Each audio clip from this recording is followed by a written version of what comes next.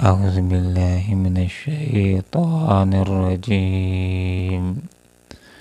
بسم الله الرحمن الرحيم. وما كان الناس إلا أمة واحدة فاختلفوا ولولا كلمة سبقت من ربك لقضي بينهم فيما فيه يختلفون. صدق الله العظيم. سبحانك لا علم لنا إلا ما علمتنا إنك أنت العليم الحكيم. وما كان اور نہ تھے الناس لوگ الا مگر امت واحدہ ایک ہی امت. فاختلفوا پھر وہ آپس میں اختلاف کرنے لگے. ولولا اور اگر نہ کلمت ایک بات ہوتی سبقت پہلے سے طے شدہ جو رب کا تیرے رب کی طرف سے لقضیا تو فیصلہ کر دیا جاتا ہے بینہم ان کے درمیان فیما ان باتوں میں فی ہے جن میں یختلفون یہ اختلاف کرتے ہیں. اس آیت کے اندر ہمارے سامنے یہ بات بیان کی گئی ہے کہ آغاز انسانیت کے اندر تمام لوگ ایک ہی دین کے اوپر تھے، اسلام کے اوپر تھے، توحید کے اوپر تھے. لیکن وقت کے گزرنے کے ساتھ ساتھ بعد میں لوگ آپس میں اختلاف کرنے لگے، شرک کی طرف چلے گئے، بتوں کی پوجا کرنے کی طرف چلے گئے. بہنی یہ بات اسی طرح ہے کہ جس طرح جب کوئی نبی آتا ہے اور دعوت دیتا ہے اور کچھ لوگ مسلمان ہو جاتے ہیں اور کہ نبی کی موجودگی کے اندر مسلمانوں کا ایک ہی گروہ ہوتا ہے، لیکن وہی مسلمان جب نبی دنیا سے گزر جاتا ہے تو وقت گزرنے کے ساتھ ساتھ انہی سے آگے پھر گروہ بننا شروع ہو جاتے ہیں، فرقے بننا شروع ہو جاتے ہیں.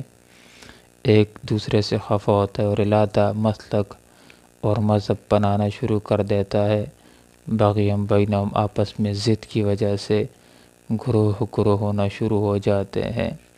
جس طرح بنی اسرائیل کے اندر کتنے گروہ بن گئے، یہودیوں کے کتنے گروہ بنے، نصرانیوں کے کتنے فرقے بن گئے.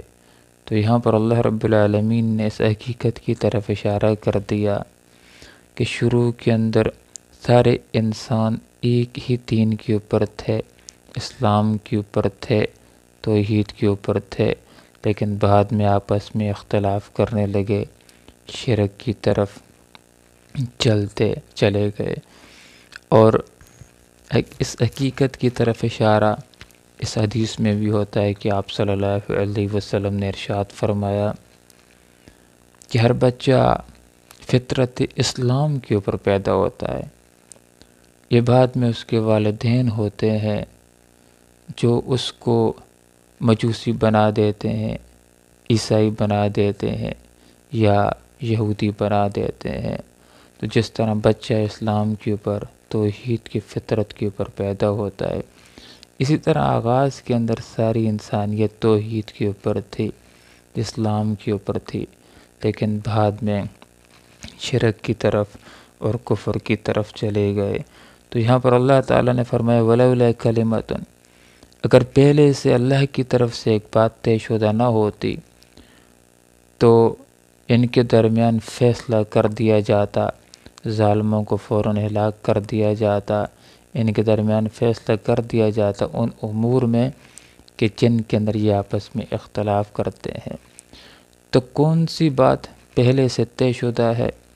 یہ بات پہلے سے طے شدہ ہے کہ دنیا میں لوگوں کو ڈھیل دی جائے گی، دنیا کے اندر لوگوں کو مہلت دی جائے گی. اللہ نے عقل دیا ہے، فہم دیا ہے کہ انسان جس راستے کو اختیار کرنا چاہے وہ اس راستے کو اختیار کرے، اچھے اور برے کا بدلہ دینے کے لیے اللہ رب العالمین نے قیامت کو بنا رکھا ہے، آخرت کو تیار کر رکھا ہے۔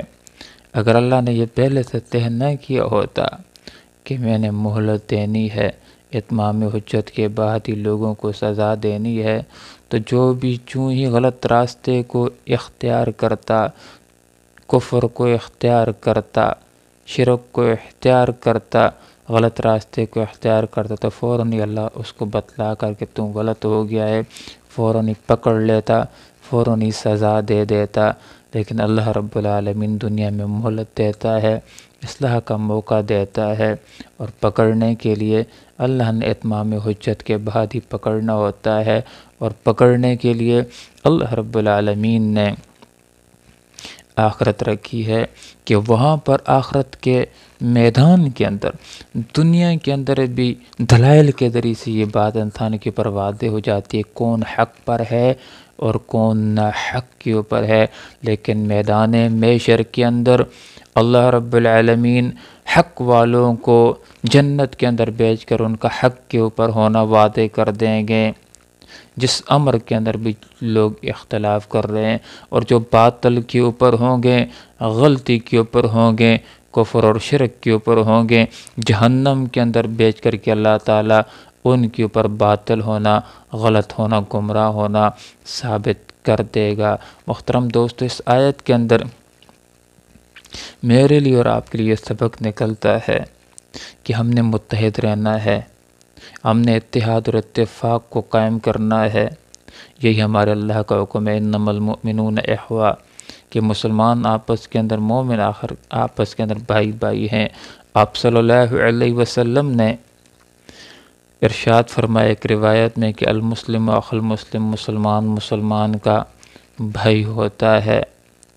اور قرآن کے اندر اللہ تعالی نے ارشاد فرما دیا وَاعْتَصِمُوا بِحَبْلِ اللَّهِ جَمِيعًا وَلَا تَفَرَّقُوا، کہ لوگو اللہ کی رسی کو مضبوطی سے باندھ لو، مضبوطی سے پکڑ لو، اور آپس کے اندر تفرقہ نہ کرو۔ اتحاد اور اتفاق یہ بہت بڑی دولت ہے۔ علامہ اقبال رحمہ اللہ نے اسی چیز کی طرف اشارہ کیا تھا، ایک ہو مسلم حرم کی پاسبانی کے لیے، نیل کے ساحل سے لے تاب کے کاشغر۔ اور ایک شعر کے اندر علامہ اقبال رحمہ اللہ نے فرمایا کہ بتانے رنگ و بو کو توڑ کر ملت میں گم ہو جا، نہ تورانی رہے باقی، نہ ایرانی نہ افغانی۔